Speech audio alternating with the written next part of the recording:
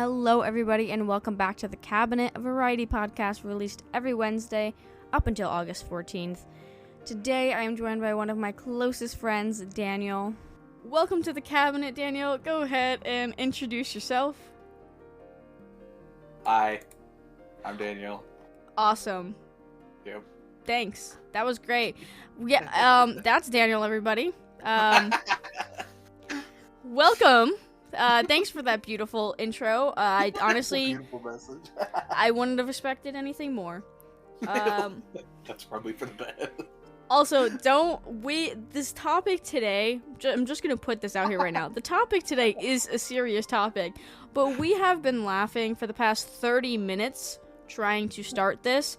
So if in the beginning we're a little stupid, sorry. But Might be more than a little, but no, you're it on the better right track.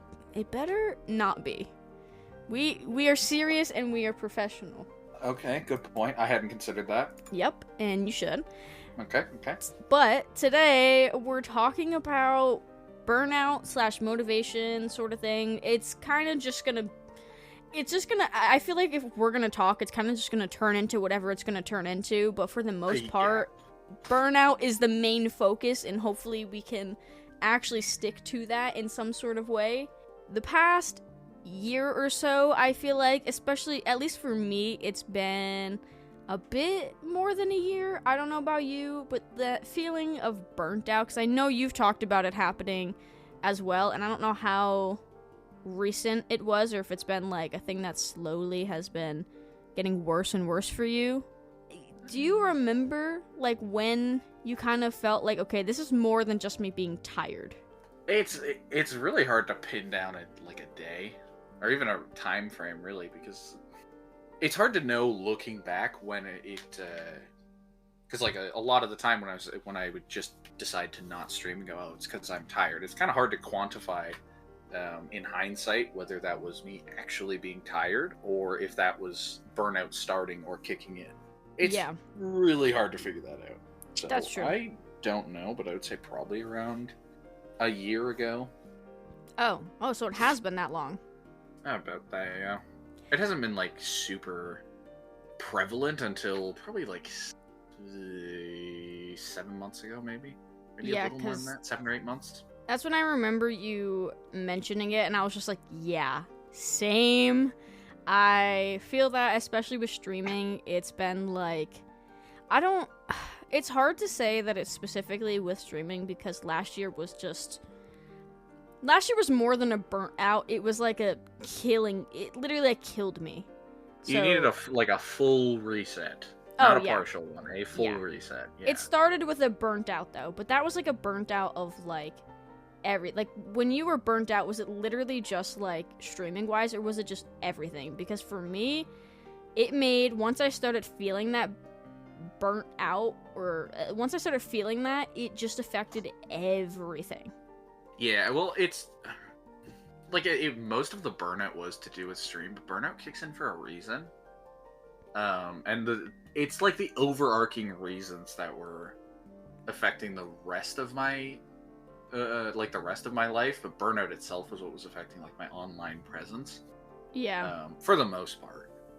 That's fair. That's like, I feel like when you get burnt out of like content and streaming and all of that sort of stuff, it is so hard to get back to, because it's like, especially if you go on some break or something, or if you felt yourself on stream being like slightly different because of that burnt out, it's like, how do I get back? Like, what do I do, and when do you do it? Because honestly, when I was feeling like that last year, I tried taking breaks. I know you specifically kept saying, take a longer break, take more breaks, and I was just like, I don't know, it felt wrong to do that, in a way. Mm-hmm.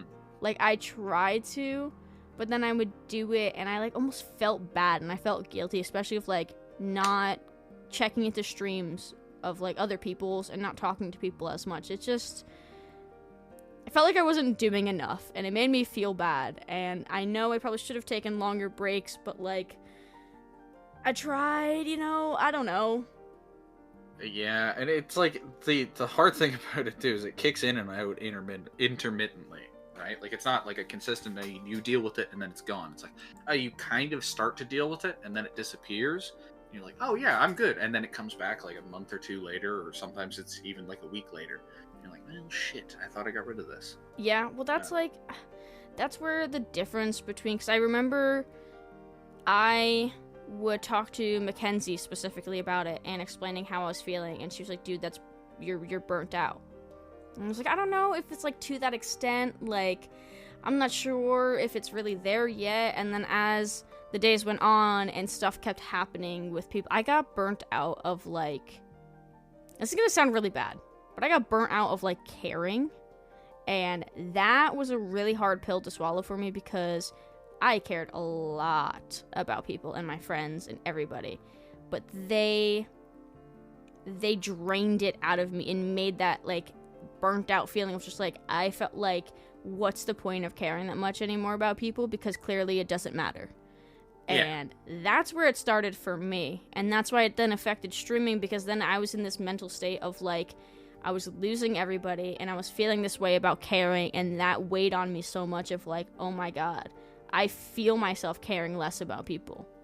And then that turned into streaming, where it was, I cared less about streaming, I cared less about everything, and I started feeling less bad because that care was slowly fading away, and that caused the burnout for streaming. And I stopped for like a month, and then it was come back for like 2 weeks and then leave again, and then come back and leave again. And it is so hard to get back from. So hard.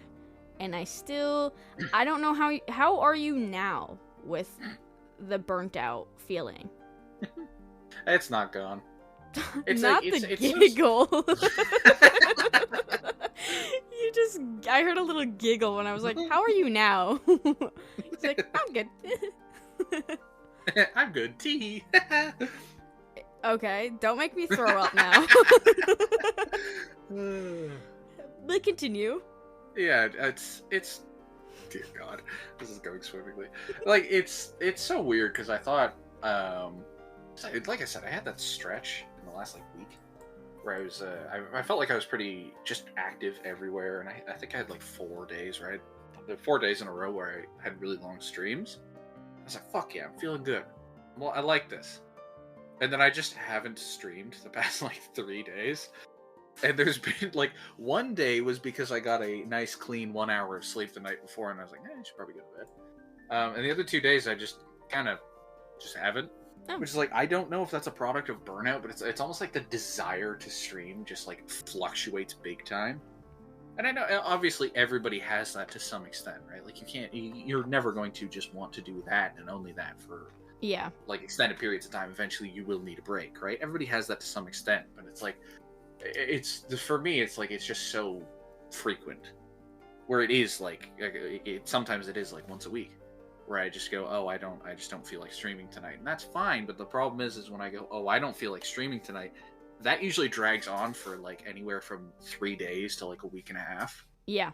Yep. And that's why sometimes everybody, like, people just go like 10 straight days without hearing a peep out of me. No, is he dead? Is he alive? I'm like, oh no, I'm doing just fine. I just don't want to stream is all. I feel that. That's literally what happened. I'm sure you remember, but last year when I was basically just dying and I did not speak to people, and I had a couple people who were trying to pull me out of it, and that's the only people that I spoke to. After that period of like actually like just dying like that, it took months to like recover from everything from last year. That at that point it was way more than like just like a burnt out feeling. Like it was, if we're talking about burnt out, my whole brain was burnt out, like fried. Yep. And that was so hard to come back to because of what I lost last year, that whole like care. Because I lost so much of that, it was really hard to come back to everybody, because I knew I wanted to care, and like, you guys are all different. You guys have treated me way better than any of my other friends ever have. So it was hard to come back to these people who actually care this time, and now I'm at a point where I've like lost that care. Not that I lost it, because I knew I still cared, but I didn't feel it as much as I used to. And that would kill me so badly because I'm like, I do not want to be like this. This is not how I am, but there's nothing I can do about it at the moment. Yeah, like sometimes you just kind of have to, like as weird as it sounds, sometimes you just have to let the bad shit happen, you know? Which it sounds on paper like complete dog shit advice. But, yeah, but you have to. It's almost like the more you put it off, the worse it is when it finally kicks in, because it for a lot of people it is genuinely inevitable. Like it will happen at some point, right? So for some people, the longer you put it off, the longer it takes to, like, the harder it hits and the longer it takes to recover from it. So at some point you kind of need to just sit down and go, all right, fuck it, let's let it happen, let all the bad shit out, let's deal with everything. And then you'll more than likely not be fine, and very much not so for a while, but eventually things look up a bit. Yeah, I mean, it's easy to say that for sure, but like, I feel like you know as well that that's a lot easier said than done. It's much easier said than done, yeah. Like, it's easy enough to just sit here and go, oh, just let the bad shit happen, yippee! And it's like, when you let the bad shit happen, it's like, wow, this feels terrible. Oh, yeah. Like, when all the bad shit, like, when it all kind of culminated for me, I was like, okay, well, this is awesome, because I'm burnt out of streaming, I'm burnt out of doing things online, I'm burnt out of people, I'm burnt out of work, I'm burnt out of video games. It's like, basically every single thing in my entire life, it's like, wow, okay, I don't want to interact with any of this at once. Yeah. But some of it is unavoidable. Like, I can't just, like, oh, I'm just not going. Like, I can't just, like, call my work and go, hey, I'm burnt out, I'm not coming in. You can't do that. Yeah. So it's like, but then it's just, like, forcing myself through some of it was like, okay, well, then how much am I reasonably able to give up for now? And then it was a lot less than I would have liked, so then it took fucking forever to get through it. And it just felt like shit the whole time. It still does. Oh, it's yeah. It's still bad. It's still bad. That's like last year was my okay, I feel like it's weird because last year is when everything happened. Last year was when everything was hitting me at one after the other, and there was a certain point where I just stood there like a brick wall and just let things hit and hit and hit. Like, I was so numb to it and just letting it just crush me at some point because I was like, all right, I'm used to it.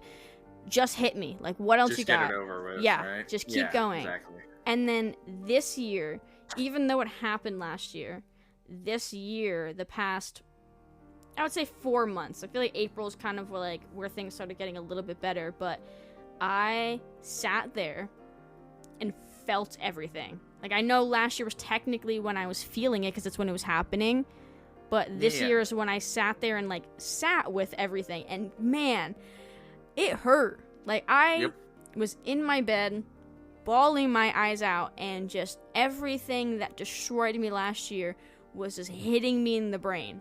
And I was reliving all of it, basically, and everything that I felt, except this time I was actually feeling it and, like, accepting it. And I was dead in my bed for the next 2 days, I'm gonna be honest. But after that, I remember I was like, oh, wait, I needed that. Like, I actually needed to feel that, and that hurt like a bitch, but I actually think I needed that. And I absolutely did, because then April came, and I don't know what happened. I started smiling again. I met a lot of people, started doing a lot more and trying again, and it took a couple weeks, though, after I felt out all of that, but I genuinely think I needed that for sure. Yeah, because, like, there's a big difference between, like, oh, if you hear about something bad and you learn about it, right? There's a big difference between, like, how you feel then and how you feel when you actually just sit down and process it. Oh, yeah. Because, like, most humans, they don't process things like that. They take a little while. They have to actually sit back and think about what just happened. So at first, it's like, oh, well, that kind of sucks. And then you sit down and you think about it, and that's when it all, like, the floodgates open. Yep, literally. Like, whoa, this is so much worse than I could have ever imagined. Okay. And also, like, I feel like I was definitely a person my whole life that just let everything hit me. Like, I was a wall, and it just hit and hit and hit, and I let it all just sit there in front of me instead of actually letting it, like, sink in. Mm-hmm. And I think a lot of things started to sink in, and that's why it was extra bad. But I guess I don't know, the thought of allowing everything that's ever hurt you to actually affect you is kind of horrifying. It's terrifying, yeah. But I genuinely think that you actually need to let that happen. And you might need to let that happen, like, multiple times, too. Like, yeah. It's not just gonna fix everything, obviously, but, like... It'll help. Yeah, it took a little bit of time. Yeah. But it did help with stuff. And also, like, I don't know about you, because I know you don't really, like, talk to people about stuff that happens to you and stuff. But I feel like, because it's something I never did until last year, having one person to be able to talk to who won't judge you but will be honest with you, but will also know when to, like, not be brutally honest with you and know when, like, I just feel like that is so necessary when you're just, like, feeling out all your shit. Yep. That's why I always talk about the importance of having friends who aren't just, like, yes men, because, like, having friends who will actually disagree with you, not just for the sake of disagreeing with you, but when you're actually wrong, is very important, because it keeps you grounded in reality, right? Because the thing to understand is you are not perfect, which is like, oh, well, that's kind of no, it's true. Literally, there's no person on this earth that is perfect. There never was, and there never will be. Yeah. Everybody makes mistakes, and you need because if you can't figure that out, if you're telling people this and you need someone to tell you you fucked up here, clearly you can't figure that out for yourself, which again sounds like antagonistic, but I can't figure it out for myself probably 80% of the time. But that's what I have friends for. I have friends who aren't yes men, and they tell me, like, if I say, hey, this situation happened, this, they'll tell me, like, okay, this is your fault here. They won't be dicks about it, but it's like, if I did something bad, they will tell me, and that's extremely important. Yeah, and that's something, like, not a lot of, because there's a big difference, too. I understand when people are brutally honest. You can absolutely be brutally honest with people. No problem. Like, I've had a lot of times where people, if they need someone to be brutally honest with them, they would ask me. But I think a big thing, too, is knowing how to read the room. Yes. There are times where you shouldn't be brutally honest. Even if you feel like it's better to always be brutally honest. It's better to be honest. You don't need to be brutal about it every single time. Because if someone is like last year, how I was at the end of last year, if somebody was brutally honest with me in that first month, I would, oh my god, that would kill me. Like, it would have been absolutely horrible to hear something like that. And sorry. No, it just, as much as I probably needed it, realistic, like, because you know the part of the situation, the ending situation of last year that kind of, like, cut that last thread. Realistically, should someone have told me exactly how it was so that I didn't let it go on for, like, 6 or whatever, however long it was, 6 extra months? Sure. But, like, at the same time, in the beginning, in the first couple months, like, you can ease your way into it, but if you are in that, if you see someone who's in that position, don't be brutally honest at first, because it's just, like, it's a lot, and it'll crush them more than it's gonna help them in the moment, for sure. Yeah, like, there are times where, like, honesty is good, and like, brutal honesty serves its purpose, right? That's why it is something that is necessary in friends. But there are also times where, like, honesty is necessary, but so is softening the blow, if that makes sense. Where, like, you should be honest about it, but you don't want to be blunt. You want to be gentle about it. Where it's like, instead of just saying, like, plain and simple, you fucked up here, this is your fault, no ifs, ands, or buts. It's like, you gotta work with the phrasing a little bit. You gotta tinker it a bit. That's like, I know for a fact that with the situation from last year, I know for a fact that you wanted to be like, you fucking idiot. Dude, stop with this BS. I know you wanted to say it to me. but you were trying to, like, at some point when it was, like, going on for, like, what was it, like, I've already talked about it on the podcast, but he came back.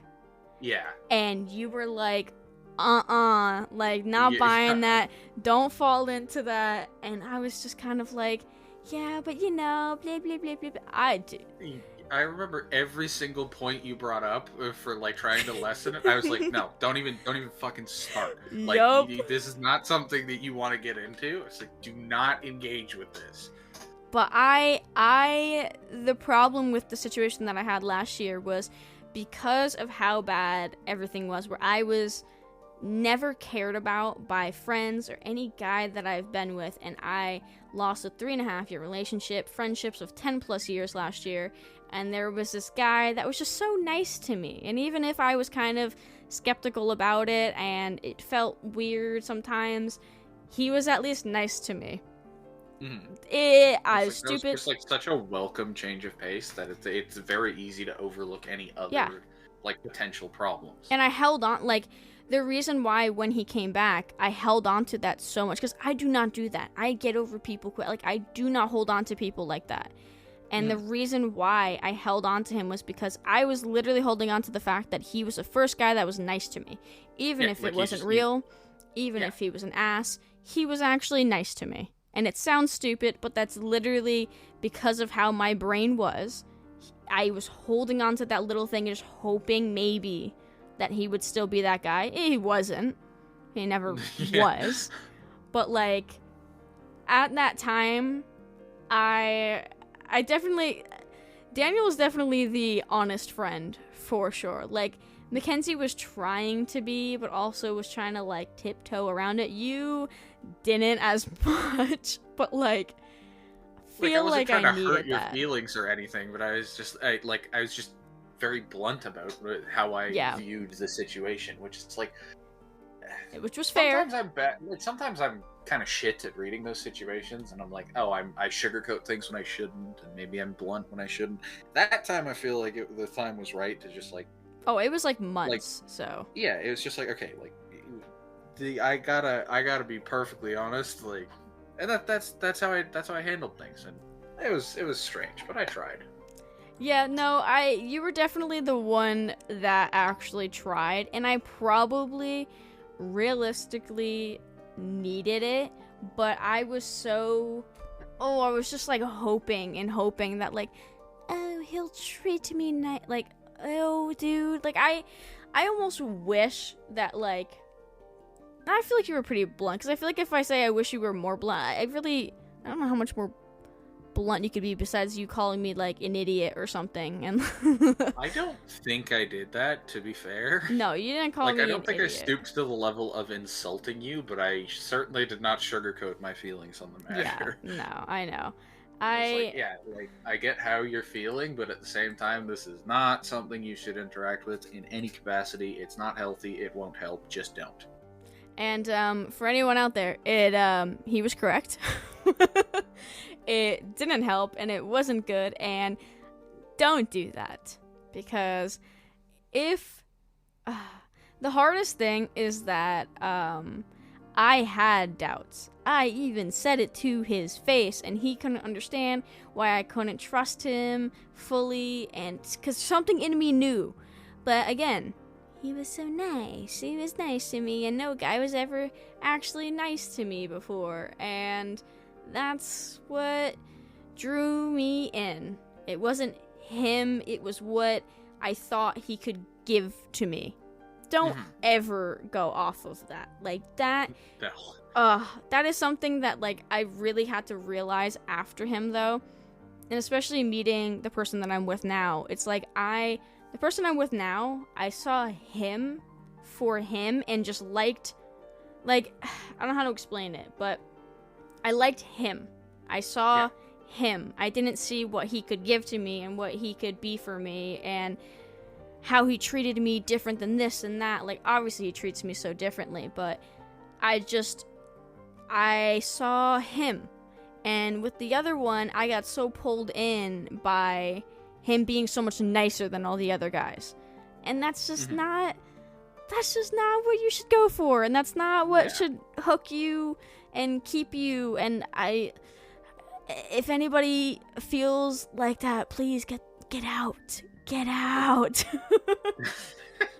Like, to put it very plainly, getting into a relationship for any purpose aside from you like the other party is never a good idea. Ever. Yeah, I mean, Just plain and simple. It's never a good idea.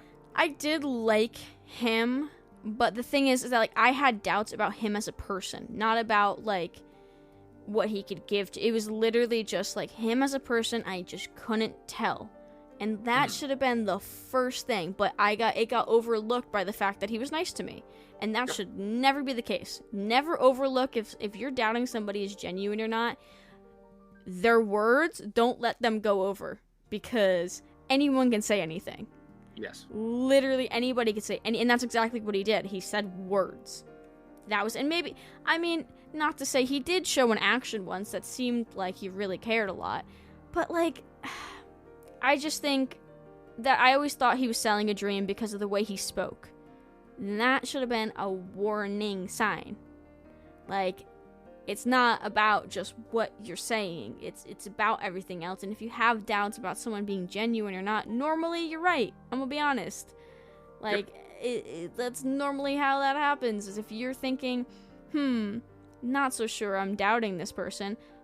Yeah, there's probably a reason for that. There's probably a very good reason for that. And you should listen to that little devil on your shoulder, or angel, depending on how you look at it. Absolutely. Yep. I don't know how we got on that, because that's not burnt out. I was gonna say, I like it. We were supposed to talk about burnout and motivation, but you know what? I said we were probably gonna get on something else, knowing how we talk. So, well, you weren't wrong. But moving forward with, I know I asked about, like, how you're feeling now, and you said you're still going through the whole burnt out thing and such. But like, how are, like, do you think about how you're going to, like, get out of it? Or, like, there's things that you can do that have helped you kind of get out of it a little bit? To an extent, yes. Like, it's kind of hard for me to think about it, but it's basically just, like, it's the easiest way for me to try to avoid burnout, at least in this context, just purely in the context of, like, streaming and online presence and whatnot. The easiest way is just to try and further, like, establish an identity that exists completely independently from the internet. Like, not the me that I put online, but me. You know, like, so, like, me at work, or me with friends in real life, or me with my family, that kind of thing. That's how I try to solve it. It's like, I just don't put so much of my, I don't know if time, or I just don't put so much of me into the online side of things, and I try to take a little bit of that out and put it into the offline side of my life. That's fair. Right? Because, like, the internet is, I mean, it's a part of our lives. You know, there's pros and cons, but, like, I've met a lot of good people on here, and I still do enjoy streaming. That's why I do it. I might not do it as frequently as I used to, but I still do it because I still do enjoy it. I like meeting people. I like talking to people sometimes. Sometimes. But I just, like... I heard that little sometimes in there. Well, I mean, to be fair, it is technically true, but still. Yeah. Like, I just needed to sort of divest myself. I don't even know if that's a word, but, like, sort of... I'm so fucking stupid. Like, I needed to, like, separate myself from the internet a little more, because I put too much, like, too big of a percentage of me into, like... I don't want to say the persona, because that's really not that different from how I actually am in real life, but I put a little, like, too much stock into the like, I put too much effort and time into the online side of my personality that I didn't really feel like... I felt like too much of my personality was online, if that makes sense. Really? Like, it wasn't my identity, I guess, wasn't very clear offline, and that's kind of what I don't know if that's what triggered it, but it certainly furthered it. But it also helped to just, like I said, just try and further establish an identity off the internet, just completely devoid of it. Yeah, that's fair. I mean, I get that, because I would say it sounds bad to say like I'm different online, because when I'm streaming, you kind of have to be. Like, I always tell people, be you. Yes. Absolutely be yourself, 100%. But when you're streaming, it is different. If you're not, like, for me, I'm not a soupy... Hold on. Redo that sentence. For me, I am not a super... what's the word? Like, peppy, happy kind of person. Yeah. And I just don't really act like I'm a goofball, and I can be very hyper, but for the most part, I am not like that. And if I am sitting there playing games, especially if we're playing something like when me and you play Faz, there's not a lot of excitement in it. It's just me and you walking around and figuring things out and talking to each other the whole time. So if somebody comes in while we're playing something like Faz, I'm not going to be like, oh my god, hi everybody, how you got, like, it's just not how I'm feeling at the moment.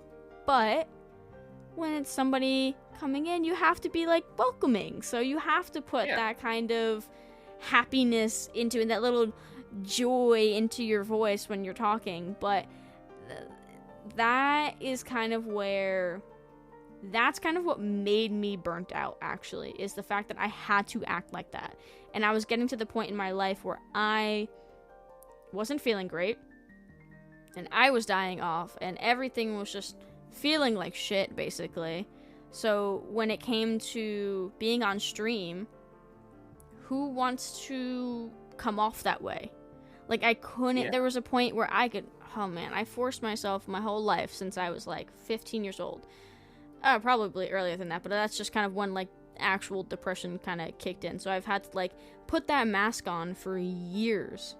And at some point, like, last year, because of how much I was burning out, I couldn't put that mask on as much anymore. And I didn't like that because I'm streaming, and nobody wants somebody that's kind of miserable looking on stream. It's just not what you want. And it really made me not want to stream as much anymore, because I just didn't want to be that person, and I didn't want to give off that impression, especially to anybody who was new. Like, I also hated when people said, hey, how are you doing? They'd come into my stream and be like, hey, how are you? Well, what the fuck am I supposed to say? Like, absolute ass and I am dying, please help me. Like, I can't. And you just have to be like, good, I'm alright. My go-to line for that, if I'm feeling like shit and someone says, hey, how are you? I'm not just going to be like, oh, I'm terrible. I just say, I'm not too bad. Because it's like, it's technically not lying, because it's like, oh, I'm not too bad, because it could be worse, but I'm far from good. But that's the thing, is, like, it was too bad. Like, it was getting to that point, and I really just... It killed me to know that I could not put that mask on for my life. And I watch back some, like, old streams from that time, and I'm like, oh my god, you are depressed. Like, you see it. I see it on your face. People saw this on your face. Like, it's just made me... You just don't want to fake it like that too much. You can amp yourself up a little bit, but to feel like you're faking it, that's what killed me. Absolutely. Yep. And I can't fake energy. I can't do it. So that's a good chunk of the reason, especially these days, why I don't stream as much as I used to, or even as much as I would like. Because, like, some nights, it's just one of those days, you know, you just don't really have the energy. And it's exactly like you said, it's like when new people come in, or even, like, old familiar faces, it's like you want to be happy, you want to be upbeat, you want to be like a good influence on their day, morning, night, whenever you stream, whatever the time, right? You want to be a good positive influence on them for that time period. But it's like, well, if I don't have any energy, then I'm just going to kind of sound not monotone, but like a dead fish, basically. Yeah. Right? And I don't like that. And even when I'm like, oh, I'm feeling great, I'm still not the most, like, energetic person around, but it's a far cry from the nights where I don't stream because I don't have the energy. Those streams would be pretty bad if I tried to actually stream on those days. So I just, like, because I want to have energy. I want to be entertaining. I want people to come in and have a couple good laughs. But it's just simply humanly not possible to be like that all the time. Oh yeah, definitely not. Right? But that's why I like that's why it's been hard for me to do single player games, because I need that energy. And I have a lot of friends who have that really fun energy, or who just make it fun no matter what. And it's just something that I kind of need at the moment. It's not as bad lately. Things have definitely been different as of the past month or so now, so it's not as bad. But I'm still at the point where, like, I have so many times where I do not want to deal with anybody. I don't want to talk to anybody, and I just don't want to look at nothing. Want nothing with anybody. But there are days definitely where I need that laugh, and I need that fun kind of vibe. Because at some point too, at least for me, I'm sitting in my room all day. I need some sort of interaction. If I'm not getting them like IRL and doing something, at least I can have a laugh with these people and actually seem like I'm socializing. Mm. But that's part of, like, the burnt out is the social battery is gone. Like, literally, absolutely gone. I don't know about you, but mine was a goner on empty.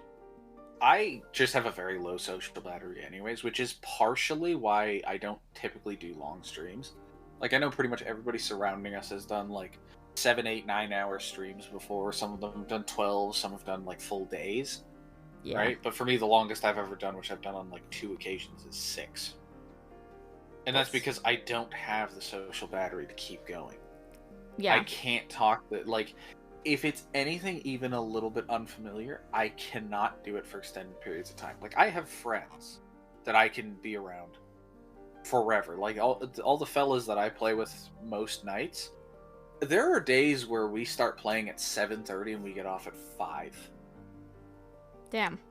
Right? But I can't do that with stream. And it's also partially because, like, as a streamer, you do just subconsciously or consciously put pressure on yourself to be entertaining. And sometimes when you put pressure on yourself to be entertaining, it comes off as a little bit forced. Oh, yeah. But then also, you think about that way more than anyone else does 9 times out of 10. And that just exhausts you even more, because you're like, oh, this comes off, like, what I'm doing is super forced. It doesn't feel natural. I got to work even harder. I got to do even more. And then it just, like, your battery just drains even faster, because you're just putting in way more effort than you really need to, because you're just paranoid that, like, oh, I'm not being as entertaining as I should be. Yeah, that, like, I get that a lot, especially with, I don't know if I've talked about it on the podcast before. I know I've mentioned it to you before, but a big thing, I typically don't compare myself to anybody in the stream world. Like, I'm surprised that I'm not like that as much as I probably would have thought I would be, but I don't compare myself that much. I think it's because I know that me streaming is just something that I am doing for fun, something that I just decided to do one day randomly, and it's not something that at least, like, actual streaming, I don't take as seriously as I would, like, my YouTube. Like, because I really want to do something with that, but with streaming, I do enjoy it and stuff, but I like to put my effort in other spots a little bit more. So I can't really compare myself too bad to people. But a big thing is that I don't feel like I'm as entertaining, especially when I have a streaming partner like Mackenzie, who constantly, like, she's got a bunch of redeems for her chat to do things, and she's got some funky redeems in there. Yeah. Like, it's I understand why people would go there, because it's more entertaining, more interactive, and you can probably laugh a bit more. But for me, my channel is very simple. I have very simple redeems. I barely have any. Not a lot is going on my screen. It's literally my camera, the chat, and the game, and I play with people, and that is it. And that's kind of where that comparison comes in of, like, I am not entertaining. People are going to come here, and they're going to hear Mackenzie talking, and they're just going to go to Mackenzie's stream. Fair enough. Like, I mean, I don't really care that much, but at a certain point, you do start to kind of get to yourself of, like, you should be more entertaining. Yeah. Like, It's like even if you're like, oh, I don't put too much stock in it. At some point, it really starts like that question really starts to nag into your mind of like, oh man, why? Like, why does everybody keep going to them? And even if you understand it, still like, oh, well, I feel like I should be doing better than I am, and everybody around me is doing so much better. And like, I also have a very similarly simple channel. I don't even have the face cam, for Christ's sakes. I just have the chat and the game. Um, and like, I like to think I make up for that just a tiny little bit by just having some of the most outlandish emotes and redeems. yeah, that's like, Yeah, it's like at some point, like even I start to think at some point it's like, is that enough? Like, do I have to do more? Is this a problem? Do I have to do more of this, or do I have to shift like the identity of my stream completely and go in a completely different direction? Because if that's what I have to do, I don't really want to. I like the goofy, I like just completely off the wall identity of my stream. I don't want to change that if I don't have to. yeah. I mean, I will always say to do your thing and do your own thing when you're streaming, because if it's how you are and it's what you're doing and it's what you want to do, then do it, absolutely. But obviously, you're gonna see people growing differently because they're doing different things and they're finding different people that like different things, and there are some people that are going to come to your channel and just like you for you, and that's why they stick around. But then there's also going to be people who want to join people's streams to mess with them or to do this with them. And like, I will say a lot of the time you can tell, because I've done special streams before, that people do like to, I don't want to say see you in pain, but like, They like to see you suffer a little bit. yeah, chat I always get what likes you're to saying. see you suffer, and it's Yep. kind of their thing. So obviously it's going to entertain people more when it's literally just a redeem you can have for just sitting there and watching. Like, so many people are going to love that, but at the same time, I don't want to do that every stream. Like, Yeah. it's just not something that I personally want to do, and I also have this thing where I get embarrassed really easily. So Yep. thinking of doing something too weird or goofy on stream makes me scared. Like, I just don't want it to be a certain kind of embarrassing where I actually regret doing it. Now there's clips of me everywhere doing it. Like, Yeah. that's kind of part of why I don't have a lot of redeems, and I don't know, it makes me feel not fun. But I know who I am as a person. On stream, it's just, there's a couple just different instances where I just don't want certain things on there. Yeah, and that's fine. That's also an important thing to understand, is to understand like what you're good at and also what you're not willing to do. It's important to understand boundaries, right? Like, at some point, you just kind of do whatever the fuck you want. Yeah. Right? Like, I think it was probably like 2 months ago. I did something on stream that I knew no one would care about, but I did it anyways just because I wanted to. Like, I played through the entire fucking Souls series for the sole purpose of doing like a 4-hour tier list of all the bosses in it. Oh my god. And I knew no one would care about it, but I didn't give a shit. I just wanted to do it, so I did it. That's exactly what you should, and that's, I feel like, honestly, that's a good thing to mention too, because the main topic was like talking about burnout and motivation, but like, honestly, you're going to burn yourself out if you're going to try to like compare yourself to other people and try to do things that aren't you. 100%, that's always going to make it worse. So like, especially I feel like it's one thing to have a goal and try really hard for something, but you have to know the limits, because there are limits to things. I did it last year, tried so hard with streaming, and yes, did it pay off? It did. Like, I know people grow at different rates, and maybe it doesn't sound like a lot to people, but for me, it was a lot. I was growing at like 100 followers per month. Every month it would go up by like 100 something followers. To me, that was absolutely huge, because one, I didn't even expect to be where I am at all, but like, that was massive for me, and I put in a lot of work. But there was a point where I was forcing it a bit, because I wanted more fun things, I wanted longer streams, I wanted this, and that's how I felt like if things could get better, and people, like, if I slowed that down, then I wouldn't be growing at the same rate. And you know what? It's exactly what happened. I slowed down, and I wasn't growing at the same rate. So, like, yes, it was working, but it was burning me out. So, that's a really hard balance to have, though, because yes, you want to grow, but you don't want to lose yourself in the middle of it, which is exactly what happened to me. And do I fully regret it? No, because I met I don't think, okay, like you, for example, I don't think I would have met you if I didn't try that hard. Because what I used to do was I would click on a game that I liked, and it would typically be like Faz or The Forest or something, or whatever game I was playing at the time, and I'd click on whoever had like the lowest amount of viewers, and I would just see who might be interesting. That's how I found Daniel.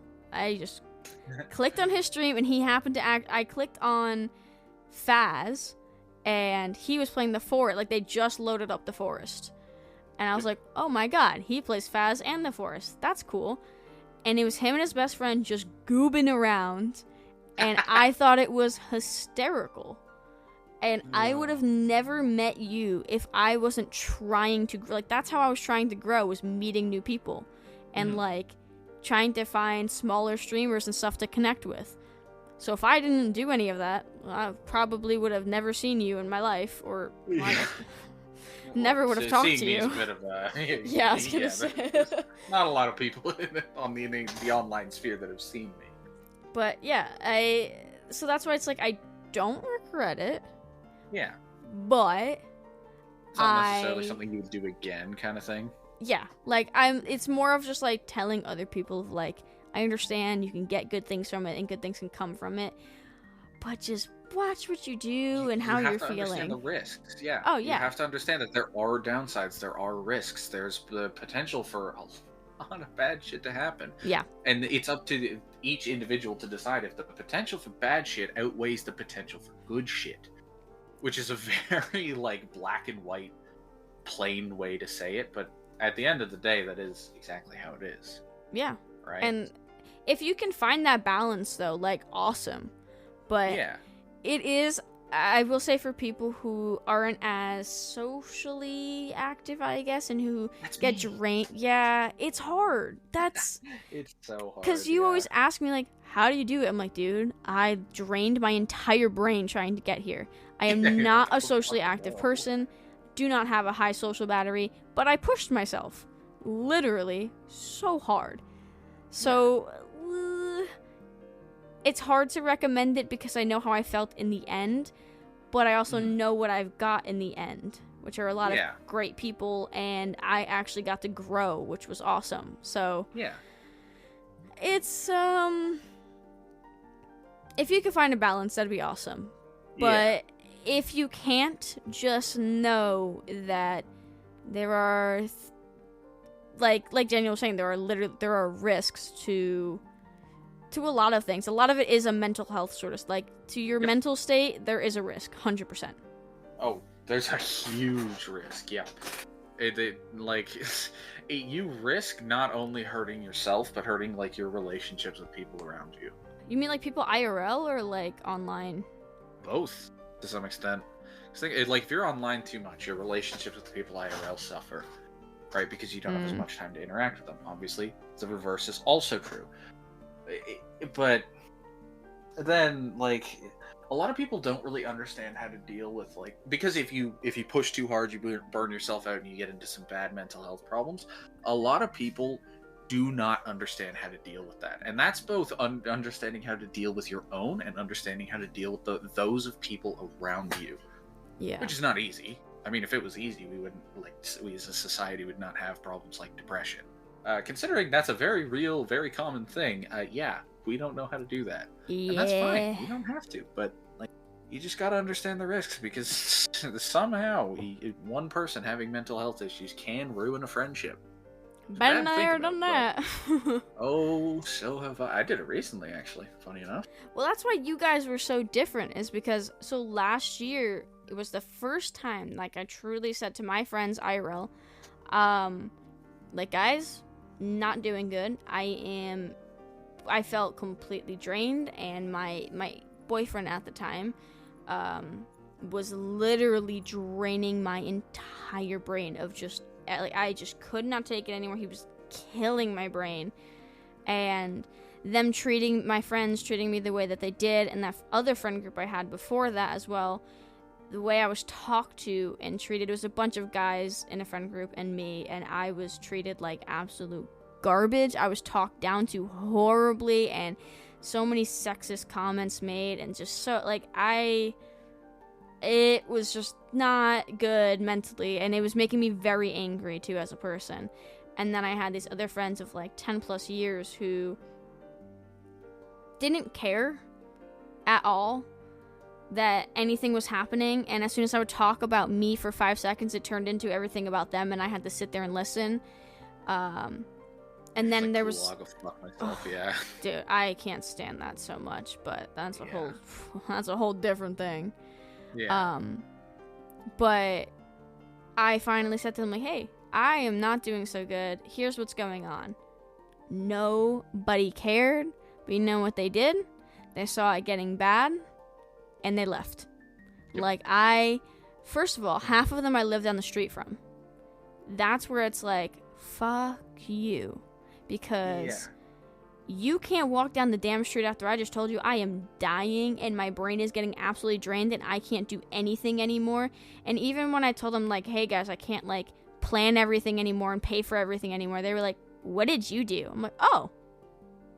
It's like, oh, fuck you. Okay, cool. Yeah. That makes that easy. So, like, having friends like that, to having you guys literally, like, last months of last year, I was at my worst that I've ever been in my life. And everyone here was, like, holding on to me so I didn't fully sink. And I've never seen that. No matter, like, I said this in the beginning of this episode too, but, like, I didn't talk to people for months. Barely. And they were still there holding on, and I was like, dude, what are you doing? What do you mean? Like, you should have left by now. What are you doing? Exactly. Like, that was such a game changer for my brain, is everybody doing that, because I was genuinely confused, but, like, oh my god, people care? Like, yeah. Thanks, guys. It's like, it's so weird, because I have met people on the internet who, like, actually give a shit about how I'm doing, and it's very odd. But also, like, I did have somebody that I've met on the internet just completely ruin it for me for a while. Because, like, they were, for a long time, they were, like, my rock, right? They were, like, the one and only person that I figured I could talk to. And because I've always had this just horrible notion that any bad feelings I have, if I tell literally anybody to them, tell them to literally anybody, I'll be inconveniencing them. Yeah. Right? It'll be an inconvenience to them. And this person, they swore up and down that wasn't going to be the case. So I was like, it took some convincing, and eventually I was like, okay, fine, I'll start. Things were pretty bad right about then. It was not a good stretch of however fucking long it was for me. But whatever. I talked some here and there, and we move on. And then very, very recently, to the tune of probably like 2 months ago, they told me, like, hey, you can't, like, dealing with your feelings is super fucking draining. You can't tell me about your problems anymore, and it's not my job to care anymore. And I was like, wow, okay. Ew. That's what we're doing. All right. Yep. I was like, you do, like, this is not something I processed for a while. Like, this is what I was talking about. Like, sometimes it takes a little while to process things, because, like, I heard that, and I was like, oh, well, what you mean is just, like, I can't tell you about my problems unless you ask about them first. And they were like, yeah, that's right. That's fine. And at first I was like, oh, okay, that works out. And then I kind of thought about it for a while, and I'm like, actually, fuck you. Yeah. Because what they did for so long is, now anytime anyone tells me, it's like, oh, you can tell me about your feelings, it won't be a burden. I just remember that, and I'm like, you're lying. You're either lying or you're going to change your mind. God. And it's so fucking hard to shake. Because, like, this person, they were my rock. They were there for me through, like, everything. And then after all that, they were just like, oh, well, it was, dealing with your feelings was so hard on me. Like, it was so draining for me. And I was like, how the fuck do you think I felt? If it was draining for you just hearing about these problems, how do you think I felt dealing with them? And it's like, it felt like after everything we had been through, and, you know, all the things that I had told them, it felt like they just tried to make it all of my problems about them. And I was like, okay, cool, fuck you, I'm done. God, that. Yeah, and it's Oh, like, oh man, it's still so hard to hear about, to think about. It's like, man, that sucks. I don't like it. I I feel fucking hate that. it. That was like, I hate. Oh, that just reminded me so much of like a something that bugged me so much with the last guy that we were talking about, the one that you know about. Yeah. He literally, because I went through the three and a half year breakup last year, Yep. and again, middle of losing all of my friends, and I met this guy, and he sold me a dream and told me all these amazing things about me, and I told him, look, I just got out of a long relationship that drained my entire brain. I'm in the process of having all my friends ditch me and leave me that I've had for 10 plus years, and I have nobody, and I feel like shit, so I can't give you a lot right now, because I was losing that care. And I told him that right in the beginning. This is what's gonna happen. You have to relax. You have to take it slow. And I take as much time as you want. And I would talk to him about stuff, and he would say, you're not too much. Don't worry, like, your feelings are okay, and you can talk to me about stuff. And I would always feel like I was being too much, because it was a hard time. So yeah, I was feeling a lot. So I felt like I was being a lot, and he would really convince me that I wasn't. And he knew how high my walls were, and he would tell everyone how much he wants to get them down. And you know what? He slowly started getting them down. And 3 weeks later decided to absolutely obliterate my brain, my heart, my everything. Cut that last thread and fucking throw dirt on me in the hole while I was down there. And just never spoke to me again after he literally lured me in and got me to put some walls down and then punched me in the face. Like, literally. And I'm like, why would you convince somebody like that? Like, you know it's too much, because then when he came back, he told me, oh, it was like too much, like how you were feeling. I'm like, I warned you, one. You sat there and convinced me. Like, he even said to me, I felt like you had expectations from me. I'm like, you put the expectations in my head that this is who you were. Yeah. I didn't do nothing. You told me this is how you're going to be, this is how you feel about me, and this is how you're going to treat me. Those were the expectations you wanted me to believe about you. It's not my fault that you couldn't meet up to those expectations of who you wish you were. Not my fault. And for so long, for those first couple months when he came back, I really played it in my head that I believed him, that something was my fault and I was too much. And then I was like, go fuck yourself, actually. Never mind. That's just... Yeah, like, you can eat shit. Why convince somebody? Like, you have to know it's not you. Like, why? Why do you have to convince somebody so hard? It just makes it feel like you're trying to tear them down. Yeah, and like I just went through the exact same thing. It's like, I don't, because of, like, there's not really a particular reason that I was so, like, shall we say, like, cagey with how I feel, like how I just don't tell anybody. It's not like, oh, I don't have any like crazy story of, oh, I told somebody once and this rumor spread across the land. Nothing like that. It's just kind of how I've always been. But then it's like, oh, okay, so I finally let somebody just like strip all of that away, and I actually started talking about just started talking about what's bothering me. And immediately it's like, okay, well, cool. All right, I guess my bad for my feelings being too hard on you. And then it's just such a weird thing to think about, just as a whole. Yeah. Because then when I start thinking about it, I get a little too cynical and I get a little too in depth. So I'm like, oh, I shouldn't think about it, but I should think about it because I need to like fully process it and move past it. But it's fucking hard. Like, funny enough, you remember that at the time of recording this, that best friend tweet I made like a couple of days ago? Yeah, about, yeah. How your best friends impact your life. That was actually in reference to this situation that I'm talking about. Yeah, that was in reference to this. Because this was not a person that I had ever considered my best friend, right? Just because, like, I mean, I've got my actual best friend who I've known for like 10 fucking years. Nobody's replacing that guy. That guy's a gem. Right? So it's like, no, but they always said that I was their best friend. And there's something that triggered it. I don't remember. But basically, when this whole situation came out about like, oh, your feelings are too hard on me,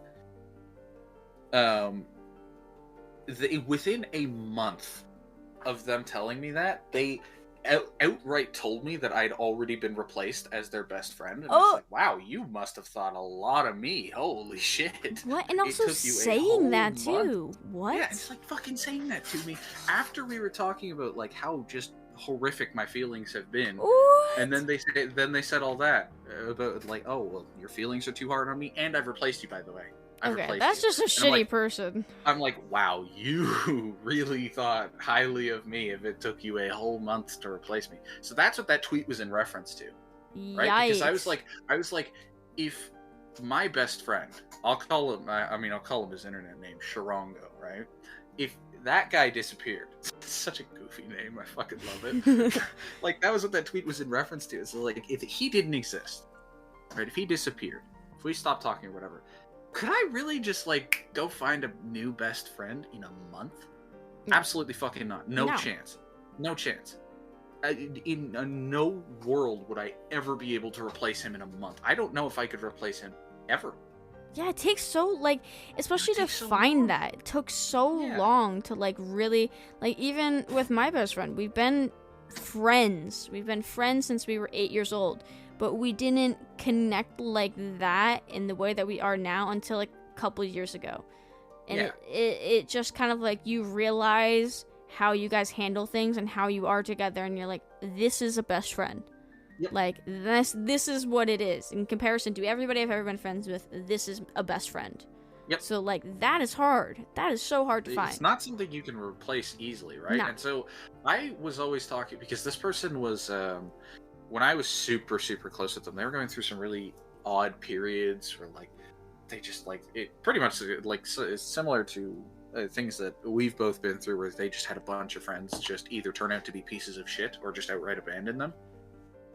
And so they would always call me their best friend, and I had this theory that I voiced to them. I was like, am I really your best friend? Or is it just that you don't have any other options? They were like, no, even if I did, you would be my best friend. And then the fact that within a month of them meeting new friends, they've already, in their own words, replaced me. I'm like, yeah, my theory was correct. And you basically just, like, what little self-confidence I already had, you basically just tore it to shreds. It's gone. So I'm like, just saying those few words, those few sentences are just like, well, instead of being this really close friend that I can, that was always there for me, it's someone who thought I was completely expendable from the beginning and was able to replace me in a month. And I was like, well, okay, that's... But that's just them. That's not like anything to do with you. It's literally just them being a piece of shit, honestly. Yeah, exactly. And like, the logical side of my brain keeps telling me that. Yeah, right? Obviously. The logical side is like, well, that's just them being a piece of shit. But then there's also the emotional side that's just like, man, that fucking... Because it's like, you know, sometimes you get those feelings of like, oh, I'm not good enough. And those feelings get amplified when something like this happens, where it's like, oh, it's basically them saying not in so many words, but it's basically them just saying you weren't good enough. Yeah. Right? No, or I like, feel you. You were so not good, basically, that it didn't take long at all to replace you. And I was like, okay, that's cool. That's awesome. I'm doing just fine. Don't you worry. I'm okay. Yeah. And then I talked to Declan like the next day, and dude, he gave me the good stuff. Let me tell you. Oh.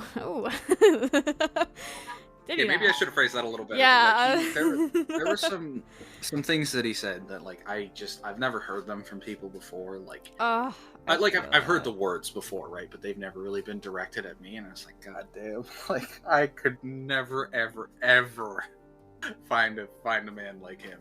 I could never replace him. Just like some of the things he said, man, are just like some of the nicest shit I've ever heard in my entire life. Oh, it's like, man, I fucking love this guy. I'm getting too sappy. Jesus Christ. I'm gonna send this to him. He's just like, man, I fucking love him so much. He is my actual rock. Yeah. Like anything I actually need, I go to him. Yeah, it's always that one person. That's what I feel like, is you need that one person for real. Yep. And he is that one person who, like, it doesn't fucking matter. If he's busy as hell, He's got all kinds of shit on the go, but he knows I'm in a terrible spot and I really need somebody. He's there. Absolutely. Drops everything for me. Yeah. And he knows I'll do the same. Because I have in the past. Yeah. And he knows I'll do it again. And it's not something that we need to reaffirm. It's not something we need to, like, evaluate and look at and debate. It's like, no ifs, ands, or buts. You need me, I am there. Plain and simple. Mm-hmm. And that's what, like, everybody needs that. But I don't know how many people actually have it. But as someone who does, man, like, there's no Hold on to feeling that. quite like it. Yeah. It's so nice. Yeah. But hey, ending on a positive note, at least, like that was a cute little note to end on. Thanks for joining today. We definitely talked a lot more about a bunch of other things than just Burnout, but Yeah. I did give a warning in the beginning that it could definitely happen. So it was going to devolve. It was always going to devolve into something stupid. We were never going to be able to follow a plan. At least we didn't laugh for 30 extra minutes, but yep. I can start if you really want. Don't you dare. Let us wrap it up first. Nope. Zip it. Uh-oh. On that note, before Daniel goes and starts cracking up hysterically. Before my Joker arc continues. Yeah, please don't. Anyway, thank you again for joining. And for everybody who made it to the end of this, if you did, thank you so much for listening. And as always, I will catch you guys next week.